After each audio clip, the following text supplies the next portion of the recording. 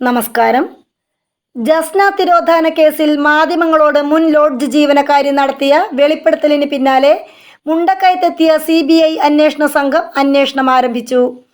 ഇതിന്റെ ഭാഗമായി വെളിപ്പെടുത്തൽ നടത്തിയ മുണ്ടക്കയത്തെ മുൻ ലോഡ്ജ് ജീവനക്കാരിയുടെ മൊഴി CBI സംഘമെടുത്തു. 2.5 മണിക്കൂർ സമയമെടുത്താണ് CBI ലോഡ്ജ് ജീവനക്കാരിയുടെ മൊഴി രേഖപ്പെടുത്തിയത്. കേസിൽ അന്വേഷണം തുടരുകയാണെന്നും CBI അറിയിച്ചു. വെളിപ്പെടുത്തൽ നടത്താൻ വൈകിയതിന്റെ കാരണവും മൊഴി നൽകിയ ശേഷം മാധ്യമങ്ങളോട് മുൻ ലോഡ്ജ് ജീവനക്കാരി തുറന്നു പറഞ്ഞു. ലോഡ്ജ് ഉടമ പേടിപ്പിച്ചത് കൊണ്ടാണ് ഇതുവരെ ഒന്നും പറയാതിരുന്നത്. ലോഡ്ജ് ഉടമയായ ബിജുവുമായുള്ള പ്രശ്നങ്ങളാണ് കാര്യങ്ങൾ തുറന്നു പറയാൻ വൈകിയത്. ലോഡ്ജ് ഉടമ ഭീഷണിപ്പെടുത്തിയിരുന്നു. ഇത്രയും കാലം ഇക്കാര്യം പറയാതിരുന്നത് ലോഡ്ജ് ഉടമയെ പേടിച്ചിട്ടാണ്.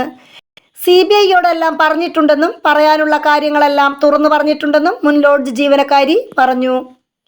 കേസ് അന്വേഷണവുമായി ബന്ധപ്പെട്ട് ഇന്നലെയാണ് CBI സംഘം മുണ്ടക്കയത്തെത്തി വിവരങ്ങൾ ശേഖരിച്ചത്. മുണ്ടക്കയത്ത് ജസ്നയെ പോലൊരു പെൺകുട്ടിയെ കണ്ടെന്ന് സംശയമുള്ള ലോഡ്ജിന്റെ ഉടമ ബിജു സേവ്യറിന്റെ മൊഴി CBI ഇന്നലെ രേഖപ്പെടുത്തിയിരുന്നു. മുണ്ടക്കയത്തെ ലോഡ്ജിലും CBI സംഘം പരിശോധന നടത്തിയിരുന്നു.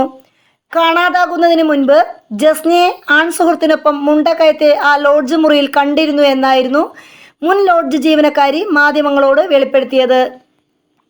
അടിമുടി ദുരൂഹത നിറഞ്ഞതാണ് ലോഡ്ജ്.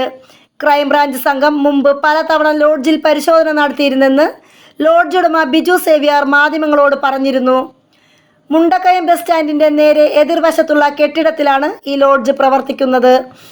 മാധ്യമങ്ങളിലൂടെ സ്ത്രീ നടത്തിയ വെളിപ്പെടുത്തൽ പ്രകാരം ലോഡ്ജിലേക്ക് കയറുന്ന കോണിപ്പടികളിലാണ് ജസ്നയുടെ രൂപസാദൃശ്യമുള്ള പെൺകുട്ടിയെ ആൺസുഹൃത്തിനൊപ്പം അന്ന് കണ്ടത്. പടിക്കെട്ടുകൾ കയറി 2ാമത്തെ നിലയിലെത്തുമ്പോഴാണ് 102 നമ്പർ മുറി. News desk മലയാളാക്ഷരം.